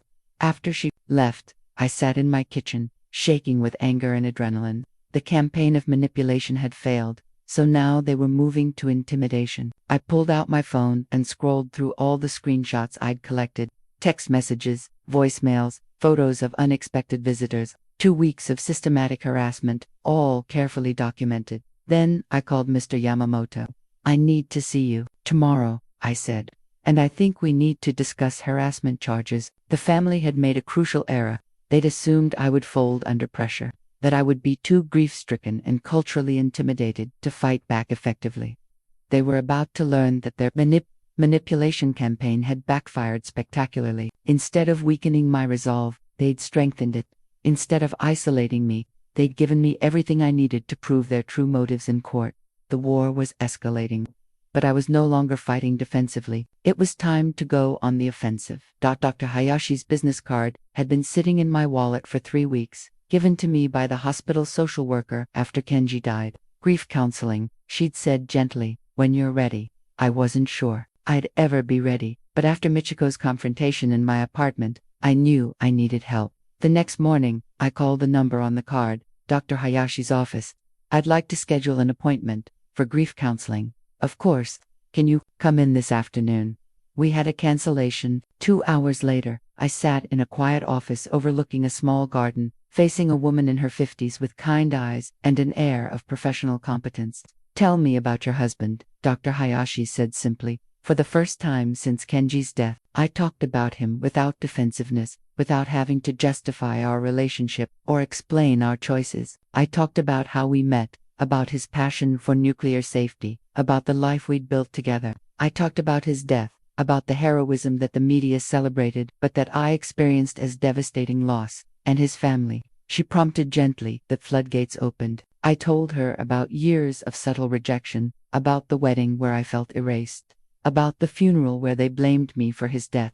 I told her about the inheritance battle, about the manipulation campaign, about feeling like I was fighting for my life against people who should have been supporting me in grief. "Sarah," Dr. Hayashi said when I finally stopped talking, "do you hear what you're describing?" "What do you mean?" "You're describing a pattern of emotional abuse that predates your husband's death. His family has been systematically undermining your sense of belonging, your self-worth, your right to be treated with respect." The words hit me like a revelation. Emotional abuse.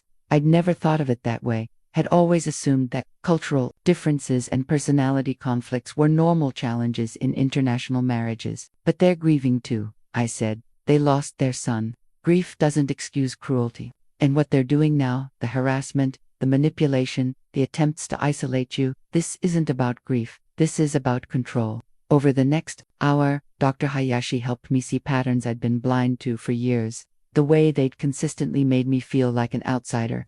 The way they'd dismissed my cultural background while demanding I adopt theirs. The way they'd never acknowledged my contributions to Kenji's happiness or success. They're not just trying to take your inheritance, she explained. They're trying to erase your entire relationship with your husband. They want to rewrite history so that you become a footnote, a temporary inconvenience, rather than the woman he chose to spend his life with. How do I fight that? By refusing to accept their narrative.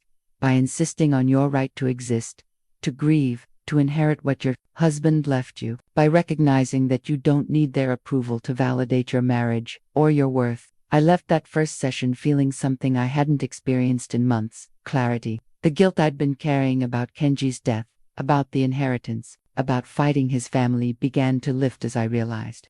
I'd been manipulated into feeling responsible for things that weren't my fault, scheduled weekly sessions and threw myself into the work of healing. Dr. Hayashi introduced me to concepts I'd never considered: boundaries, gaslighting, cultural narcissism, financial abuse. Your husband's family exhibits many characteristics of a narcissistic family system, she explained during our third session. Everything revolves around their needs, their traditions, their sense of entitlement. Anyone who doesn't serve their interests is treated as an enemy. But they seem so proper, so respectable. Narcissistic families are often very concerned with appearances. They can be charming and convincing to outsiders while being cruel to family members who don't comply with their demands. The insights were painful, but liberating. I began to understand that the problems in my relationship with Kenji's family weren't due to my failures as a daughter-in-law, but to their inability to accept anyone who didn't fit their narrow definition of acceptability. What would Kenji want you to do? Dr. Hayashi asked during our fourth session. He'd want me to be happy, to build a good life, to not let them destroy me. Then why are you considering giving up your inheritance? I'm not, I said, surprised. By my own certainty, I was never really considering it. I just felt guilty for fighting them. And now I understand that they've been fighting me since the day we met. I'm just finally fighting back. The therapy sessions gave me more than insight. They gave me practical tools. Dr. Hayashi taught me how to recognize manipulation tactics, how to set and maintain boundaries, how to protect my emotional energy from people who wanted to drain it. Document everything, she advised. Keep records of their harassment, not because you're paranoid, but because people who engage in systematic manipulation often escalate their behavior when their initial tactics fail. I was already doing that, but her validation made me feel strategic rather than defensive. And, Sarah, she said during our sixth session, consider what you want to do with your life going forward. You're a young woman with significant financial resources and valuable professional skills. Don't let grief and family drama consume all your energy. Start thinking about what would make Kenji proud. That night, I sat in our apartment, my apartment now, and really looked around for the first time in months. Kenji's presence was everywhere, but it didn't feel like a shrine anymore. It felt like a foundation I could build on. I pulled out my laptop and opened a document I'd been avoiding. My business plan for expanding my translation services internationally. Before Kenji's death, I'd been working with European and North American companies, but I'd always dreamed of building bridges between Japanese businesses and the global market. With the inheritance, I could make that dream a reality. I could honor Kenji's belief in international cooperation, his vision of Japan connecting more fully with the world. I could create something meaningful from the tragedy of his loss. For the first time since March 11th, I felt hopeful about the future. The next morning, I called Mr. Yamamoto with a clear head and a firm resolve. I want to proceed with harassment charges against the family, I said, and I want to make it clear that I have no intention of giving up any part of my inheritance. Are you sure? Legal battles can be emotionally draining. I'm sure. And Mr. Yamamoto, I want to start planning what to do with the land. I'm thinking about creating something that would honor Kenji's memory while serving the international community. What did you have in mind? A cultural exchange center, a place where international families can learn about Japanese culture while Japanese families learn about global perspectives. Kenji always believed in building bridges between worlds. There was a pause. That's a beautiful idea, Sarah, and it would be very difficult for anyone to challenge as inappropriate use of family land. After I hung up, I looked at Dr. Hayashi's business card, now worn from being handled so many times. Such a small thing, but it had been my lifeline back to strength and self-respect. The family had spent months trying to convince me that I was weak, that I didn't belong, that I should disappear quietly and let them reclaim what they saw as rightfully theirs. They were about to discover just how wrong they'd been about me. I arranged the meeting for neutral ground, a conference room, at a hotel in downtown Tokyo, away from both my apartment and their family home. Mr. Yamamoto would be present as my legal representative, and I'd made it clear that this would be the final discussion about the inheritance. The family arrived as a unit: Michiko, Hiroshi, Yuki, and their attorney, a stern-faced man in an expensive suit who clearly specialized in high-stakes litigation. They took seats on one side of the conference table, presenting the united front they'd maintained throughout this ordeal. But I was no longer the grieving, confused widow they'd been trying to manipulate for months. 6 weeks of therapy had given me clarity and strength. Weeks of documentation had given me evidence. And most importantly, I'd finally accepted what Kenji had known when he wrote his will, that I deserved to inherit what he'd left me. "Thank you all for coming," I said, taking my seat across from them. On the table in front of me was a family photo from Kenji's desk. The one artifact that perfectly captured the illusion of family unity they'd always presented to the world. "Sarah," Michiko began, her voice taking on the false warmth she'd used in so many phone calls. "We're glad you finally agreed to meet. We've all been so worried about you." "Have you?" I asked calmly, because the past 2 months of harassment suggests otherwise. Their attorney leaned forward. "Mrs. Nakamura, we're here to discuss a reasonable resolution to this inheritance dispute." "There is no dispute," I replied. "The will is legal and clear. I inherited everything. But surely you can understand our position," Hiroshi said. "That land has been in our family for generations, and your son chose to leave it to his wife, his widow, me." Yuki's composure cracked first. "You never even tried to understand our family. You never learned our customs properly. You can't even speak formal Japanese correctly. And yet, Kenji married me anyway, loved me anyway, chose me anyway." "He was infatuated," Michiko said dismissively. "Young men make foolish choices when they're thinking with their hearts instead of their heads." I pulled out my phone and scrolled to a screenshot of one of her text messages. "Is that why you texted me that Kenji wouldn't want his death too? Teared the family apart over material possessions, because you think his love for me was foolish." Her face flushed. She hadn't expected me to document their manipulation campaign. "We were trying to help you through a difficult time," she said. "By sending relatives I'd never met to guilt me. By having a priest call me. By showing up at my apartment to tell me I was destroying the family." I pulled out a folder thick with printed screenshots, call logs, and visitor documentation. I have records of over 40 contacts from family members in the past 2 months. Text messages, phone calls, unscheduled visits, all designed to pressure me into giving up my legal inheritance. Their attorney looked uncomfortable. "Mrs. Nakamura, surely family members reaching out during grief." "Is this family members reaching out?" I interrupted, reading from my phone. "Yuki's text from last week. You're being selfish and disrespectful. Kenji would be ashamed of how you're treating his family." Or this one from his aunt. "Foreign wives never understand Japanese family loyalty. You should return to your own country where you belong." The silence in the room was deafening. The attorney was clearly uncomfortable with the evidence of harassment his clients had generated. "That was taken out of context," Yuki protested weakly. "What context makes telling a grieving widow to leave the country acceptable?" I asked. Mr. Yamamoto spoke for the first time. "Mrs. Nakamura has documented a systematic campaign of harassment that could form the basis for legal action against all of you." "We weren't harassing anyone," Hiroshi said, but his voice lacked conviction. "Then let's talk about what you were actually doing," I said, my voice growing stronger.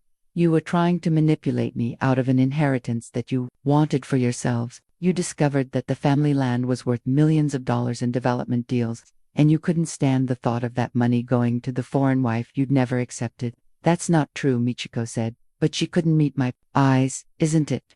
I've spoken with 3 development companies that made offers on the land. Yamada Development offered $4.5 million. Sasaki Industries wanted to build a $20 million resort. You knew about these offers, didn't you? The family exchanged glances, and I knew I'd hit the mark. You'd been pressuring Kenji to sell, but he refused because he wanted to preserve the land. So when he died and left it to me, you panicked. All that potential money was slipping away to someone you'd spent 5 years trying to exclude from the family. Those development offers would have benefited the entire community, their attorney said, trying to regain control of the conversation. And that would be my decision to make, as the legal owner of the property. You don't even understand what that land means, Yuki said desperately. You don't know the history, the family stories, the connection to our ancestors. I picked up the family photo from the table, the one from Kenji's desk that I'd brought as my artifact for this meeting. It showed all of them at some family gathering, smiling for the camera, looking like the perfect traditional Japanese family. You're right, I said. I don't know all the family stories, but I know the most important one. The story of how Kenji chose to build a life with me despite your disapproval. The story of how he worked to make nuclear energy safer, how he died trying to protect people from disaster. The story of how he loved me enough to ensure I'd be financially secure after his death. I set the photo back down. That's the story that matters. Not your ancestor worship or your development schemes or your wounded pride over losing control of family property. You can't just dismiss our heritage, Michiko said, her voice rising. I'm not dismissing it. I'm refusing to let you use it as a weapon against me. What do you want? Their attorney asked bluntly. I want you to stop harassing me. I want you to withdraw your legal challenge to the will. And I want you to accept that Kenji made his choice about who his real family was. And if we don't, Hiroshi asked, then we'll see you in court, where all of this harassment will become part of the public record, where your attempts to manipulate a grieving widow out of her legal inheritance will be examined by a judge, where your financial motivations will be exposed for what they are. I gathered my documents and stood up. I loved your son. I respected him, supported his career, built a life with him that made him happy. He chose to leave me his estate because he trusted me to honor his memory better than you would. Where are you going? Michiko asked, sounding panicked for the first time. I'm done with this conversation. Mr. Yamamoto will handle any future communications with your attorney. As I reached the door, I turned back one last time. And by the way, I've decided what to do with the land. I'm going to build a cultural exchange center, a place where international families can learn about Japanese culture, while Japanese families learn about global perspectives. It's what Kenji would have wanted. A bridge between worlds instead of a wall. The look of horror on their faces was almost comical. Not only were they losing the inheritance, but I was going to use it for exactly the kind of international integration they'd always opposed. You can't do that, Yuki said desperately. I can do whatever I want with my property. I left them sitting in that conference room, probably calculating how much money had just walked out the door with me. But for the first time since Kenji's death, I felt like I was walking toward something instead of running away from it. The war wasn't over yet, but the balance of power had fundamentally shifted. I was no longer defending myself. I was building the future that Kenji and Path had dreamed of together, and there was nothing they could do to stop me. The court judgment arrived on a Tuesday morning, delivered by registered mail in an official envelope that seemed too small to contain such a decisive victory. I held it in my hands for a long moment before opening it, knowing that whatever was inside would finally close this chapter of my life. The Tokyo Family Court finds that the will of Kenji Nakamura, dated September 15, 2010, is valid and legally binding under Japanese law. The court rejects all challenges to the will's authenticity and finds no evidence of undue influence, mental incapacity, or procedural irregularities. The plaintiff family member's petition to contest the will is hereby dismissed with prejudice. With prejudice that meant they couldn't file another challenge. It was over. But the judge had gone further than simply upholding the will. The ruling included a scathing assessment of the family's conduct throughout the legal proceedings. The court notes with concern the documented pattern of harassment directed at the defendant widow, including systematic attempts to coerce her into relinquishing her legal inheritance through emotional manipulation and cultural intimidation. Such behavior is inconsistent with the dignity expected in matters of family law and inheritance. The judge had seen right through their tactics. More importantly, the ruling was now part of the public record. which meant their behavior would follow them in their community where reputation meant everything. I called Mr. Yamamoto immediately. "Congratulations, Sarah. This is as decisive a victory as I've seen in inheritance law. What happens now?" "Now you have clear title to all of your husband's assets. The family has 30 days to appeal to a higher court. But given the judge's language, I doubt they'll find an attorney willing to take the case. And the harassment charges, the judge's ruling actually strengthens our position there. We now have a court finding that their behavior was inappropriate. If they continue to bother you, we can seek a restraining order." That afternoon, I drove to the cemetery where Kenji was buried. I hadn't been there since the funeral. The memories were too painful, and I'd been afraid of running into his family. But today felt different. Today I could face him without the weight of legal uncertainty. His grave was simple, marked with a traditional stone that bore his name and dates in elegant Japanese characters. Someone had left fresh flowers, probably his family, maintaining appearances even as they fought me in court. I sat beside the headstone and told him about the ruling, about the judge's words, about how his final gift to me had been protection from the very people who should have been supporting me in grief. "You knew, didn't you?" I said softly. "You knew they'd try to take everything from me. You knew they'd use your death as an excuse to finally push me out of the family entirely." The wind rustled through the trees surrounding the cemetery, and for a moment I could almost hear his voice. "I told you they'd come around eventually. I just didn't mention it might take a court order." I laughed despite myself. Kenji had always been able to make me laugh, even in the darkest moments. That evening, I received a phone call from their attorney. "Mrs. Nakamura, my clients have decided not to appeal the court's ruling. I see they would like to extend an olive branch. Perhaps now that the legal matters are settled, there could be some reconciliation."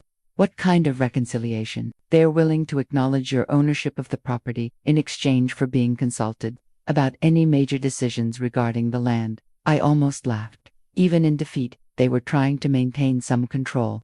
"Please tell your clients that I appreciate their offer, but I won't be needing their consultation on my property decisions." "Mrs. Nakamura, surely some family involvement." "There is no family involvement. The court has confirmed that the property is mine alone. I'll make my own decisions about its future." "And what are those decisions?" "I'm moving forward with the cultural exchange center I mentioned. Construction will begin in the spring." There was a long pause. "Mrs. Nakamura, I should mention that my clients are well connected in the community. If you're planning a business venture, it would be wise to maintain good relationships." Another veiled threat. They really couldn't help themselves. "Mr. Tanaka, your clients just lost a very public court case where a judge criticized the harassment of a grieving widow. I don't think their community connections are as strong as they used to be."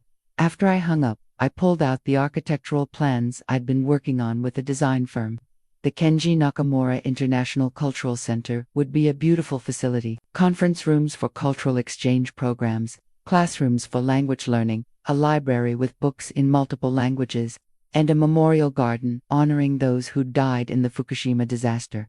The project would cost about $2 million to build, funded entirely by the inheritance Kenji had left me. The remaining money would establish an endowment to ensure the center could operate indefinitely, providing scholarships for international students and supporting cultural exchange programs. That it was exactly what Kenji would have wanted, a legacy that brought people together instead of driving them apart.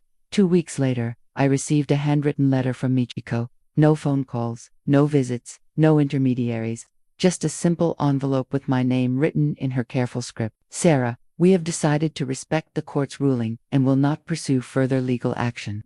While we cannot say we understand or agree with Kenji's decision to leave the family property to you, we accept that it is now your right to decide its future. We hope that someday you will consider the importance of family heritage in your plans for the land. Perhaps there could be some way to honor our family's history alongside your own vision. We wish you well in your future endeavors. Michiko Nakamura." It was as close to an apology as I was ever going to get from her.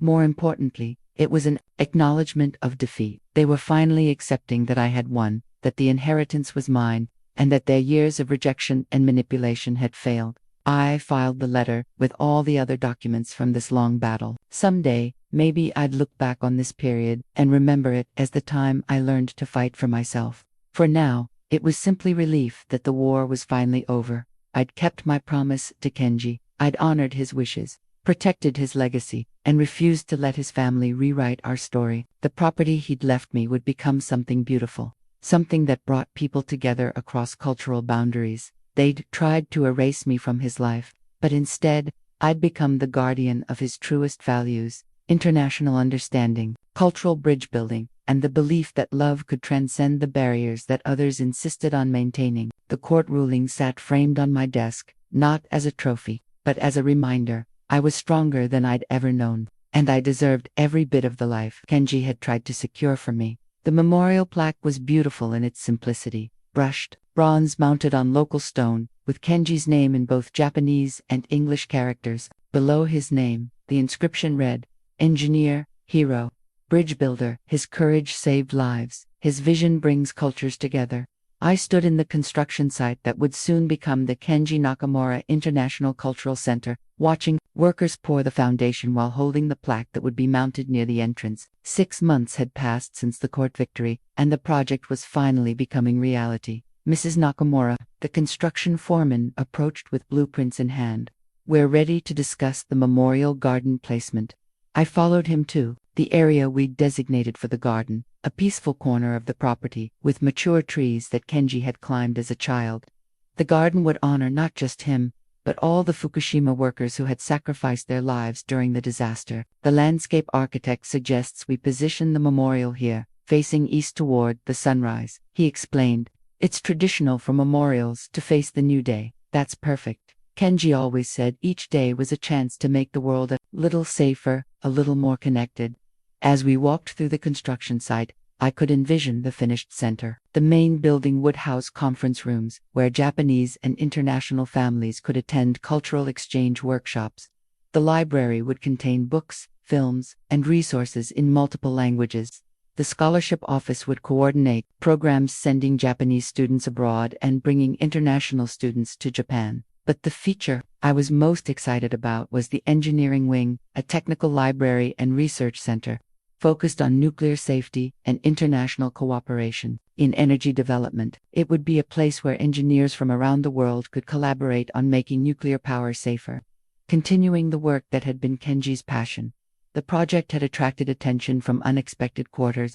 The International Atomic Energy Agency had offered to contribute technical resources. Several universities wanted to establish exchange programs through the center. Even some Japanese corporations that had initially been skeptical were now offering support, perhaps recognizing the public relations value of being associated with honoring the Fukushima heroes.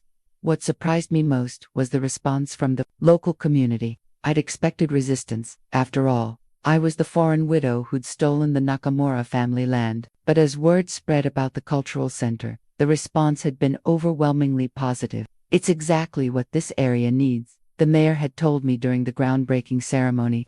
"A way to honor our losses while building toward a better future." The irony wasn't lost on me. The Nakamura family's rejection had forced me to build my own community, and that community was proving far more welcoming than they'd ever been. My translation business was thriving too. The publicity from the Cultural Center project had brought new clients who were attracted to the idea of working with someone who truly understood cross-cultural communication. I was now managing projects for companies across 3 continents, helping them navigate the complexities of international business relationships. The work felt meaningful in a way it never had before. Each translation project was a small act of bridge building, helping people understand each other across language and cultural barriers. It was exactly what Kenji had believed in, the power of communication to overcome division. One afternoon, while reviewing architectural plans in my temporary office, I received an unexpected visitor. The receptionist buzzed me. "Mrs. Nakamura, there's a young woman here to see you. She says she's Yuki Nakamura." Yuki. I hadn't spoken to any member of Kenji's family since the court ruling 6 months ago. My first instinct was to refuse the meeting, but curiosity won out. She looked older than I remembered, and tired. The confident hostility she'd always projected was gone, replaced by something that looked like humility. "Thank you for seeing me," she said, taking the chair across from my desk. "What can I do for you?" "Yuki, I wanted to apologize for everything. The way we treated you during the marriage, after Kenji's death, during the legal battle, it was wrong. I studied her face, looking for signs of manipulation or hidden agenda, but she seemed genuinely contrite. What changed? I asked. Seeing what you're building here, understanding what Kenji really wanted. She gestured toward the construction visible through my office window. We were so focused on keeping the land in the family that we never asked what purpose it should serve. And now I see that Kenji knew exactly what he was doing when he left it to you. You're creating something that honors his memory while helping other people. We would have just sold it to developers. She was right, and we both knew it. The family's financial desperation would have led them to accept the highest development offer, turning the land into a shopping center or resort that had nothing to do with Kenji's values. I also wanted to tell you something about the harassment, she continued. It wasn't just about the money. We were angry that you got to keep him when we lost him. We blamed you for his choices, for his independence, for the fact that he chose to build a life outside our family. He didn't choose to leave your family. He chose to expand it. I know that now. But at the time, it felt like he was choosing you over us. He was choosing both. You just couldn't accept that. Yuki nodded sadly. We thought family meant control, that love meant conformity. Kenji understood that family could be bigger than blood, that love could cross borders. Is this leading somewhere, Yuki? I want to help with the cultural center. I have a degree in international relations that I've never really used. I speak fluent English and Korean. I could coordinate some of the exchange programs. The offer was unexpected. After everything that had happened, the idea of working with Kenji's sister felt strange. Why would you want to do that? Because it's what he would have wanted. Because maybe it's a way to honor his memory that doesn't involve fighting with his widow. I considered her proposal. The center would need staff who understood both Japanese and international perspectives. Yuki's language skills and education could be valuable. More importantly, her involvement might help heal some of the community divisions that the inheritance battle had created. I'll think about it, I said finally. Thank you. That's more than I deserve after how we treated you. After she left, I sat in my office, looking out at the construction site, thinking about forgiveness and family and the complicated legacy of love. Kenji had always believed in second chances, in the possibility that understanding could overcome prejudice. Maybe it was time to find out if he was right. That evening, I called Dr. Hayashi to discuss Yuki's offer. What does your instinct tell you? She asked. That she's sincere, but also that working with her would be complicated. Most meaningful relationships are complicated. The question is whether the potential benefit outweighs the risk. What if she reverts to her old behavior? What if this is just another manipulation? Then you'll handle it the same way you handled everything else, with clear boundaries and strong self-advocacy. You're not the same person who was intimidated by their family dynamics. She was right. I was stronger now, more confident in my own worth. I could afford to take this risk because I was no longer vulnerable to their manipulation. The next day, I called Yuki and offered her a 6-month contract to develop the cultural exchange programs. If it worked out, we could discuss something permanent. Thank you, she said, and I could hear tears in her voice. I promise I won't let you down. You'll be letting Kenji down if you do. This is his project as much as mine. As I hung up the phone, I looked at the memorial plaque sitting on my desk, waiting to be installed when the building was complete. Kenji's vision of building bridges between cultures was finally becoming reality, and even his family was being drawn into the work of connection rather than division. But it felt like the beginning of something new, not just for the cultural center, but for the possibility of healing old wounds and creating the kind of family that Kenji had always believed in. 3 years have passed since that terrible March day when I lost Kenji, and as I stand in my new apartment in central Tokyo, looking out at a city that finally feels like home, I can barely recognize the broken woman I was then. The keys to this apartment, my third move since Kenji's death, represent something I never thought I'd have again: the freedom to choose my own path. The small apartment I'd shared with Kenji had become a shrine to grief. The temporary housing near the cultural center construction site had been practical but impersonal. This place is mine in a way that has nothing to do with inheritance or legal battles. I chose it because I love the morning light, the view of the Imperial Palace, gardens, the way it feels like a fresh start. The Kenji Nakamura International Cultural Center opened 6 months ago to international acclaim. The dedication ceremony drew visitors from around the world, engineers who had worked with Kenji, international development specialists, cultural exchange advocates, and families from dozens of countries who were already benefiting from our programs. I stood beside me during the ribbon cutting, having proved herself as the center's program coordinator. Working together hadn't been easy. There were moments when old patterns of family dynamics threatened to resurface, but we'd built something new, a professional relationship based on mutual respect for Kenji's memory, rather than old resentments. He would have loved this, she said as we watched Japanese and international families mingling in the main hall, children playing together while parents attended workshops on cross-cultural communication. He would have loved that you're part of it, I replied. It was true. Kenji's greatest dream had been for his family to embrace the international perspective he valued, through the center. That dream was finally being realized. The Memorial Garden has become a place of pilgrimage for families affected by the Fukushima disaster.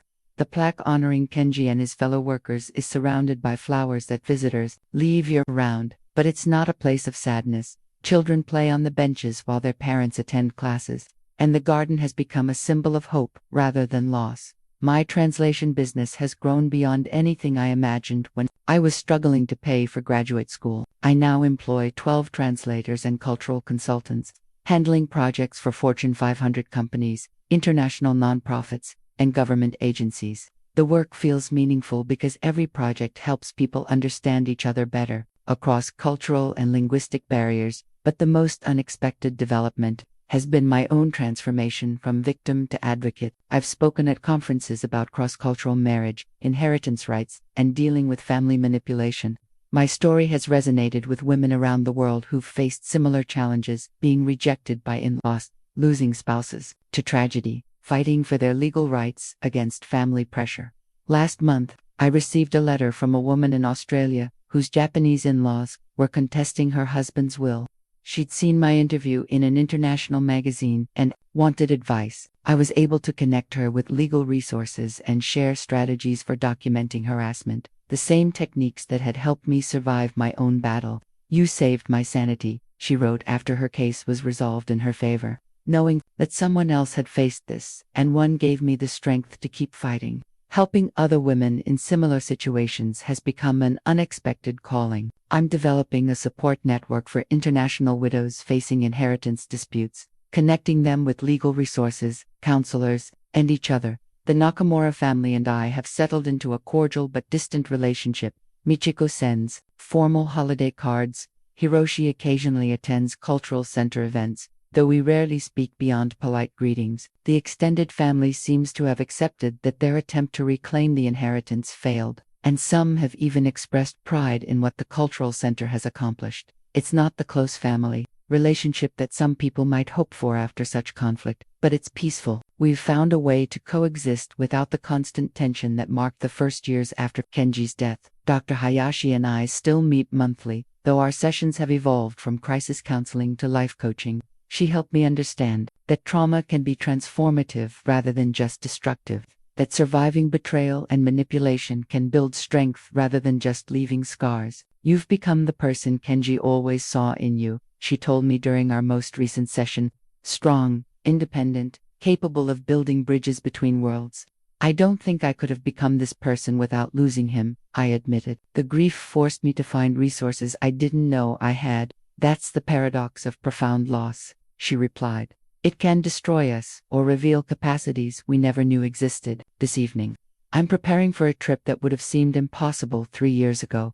I'm flying to Canada to visit my parents, then continuing to Geneva to speak at an international women's rights conference about inheritance law and family manipulation, the confidence to travel internationally, to speak publicly about my experiences, to present myself as an expert rather than a victim. All of this grew from the ashes of those terrible months after Kenji's death. As I packed, I come across a photo I haven't looked at in months. Kenji and me, on our last anniversary, just 6 months before the earthquake. We're laughing at something, probably one of his terrible puns, and we look impossibly young and optimistic. For the first time in 3 years, looking at that photo doesn't bring overwhelming sadness.